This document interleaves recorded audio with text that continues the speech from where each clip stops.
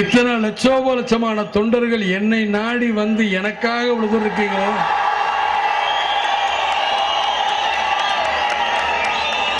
நிச்சயம் உங்களுக்கெல்லாம் நான் தலை வணங்குறேன். இனிமேவும் உங்களுக்காக தான் நான் இருப்பேன். நீங்க இல்லைன்னா என்னால் முடியாது. எனக்கு 2 கைகால் உடைஞ்ச மாதிரி தான் நினைப்பேன். உங்களை நான் எப்படி மறக்கிறது? மறக்கவே முடியாது. என்னுடைய கூட பிறந்த அண்ணன் தம்பிகளா, அன்பு சகோதர சகோதரிகளா, தாய்மார்களுக்கும் போது நான் எப்படி விட்டு போக முடியும்? விட்டே போக முடியாது. நம்ம சொத்தை அழிஞ்சாலும் சரி, நம்மளுக்கு தேவை மக்கள்.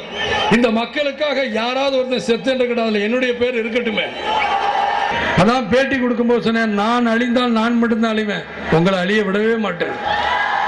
நான் நல்லா இருந்தா உங்க எல்லாரையுமே நல்லா இருக்க வைப்பேன்.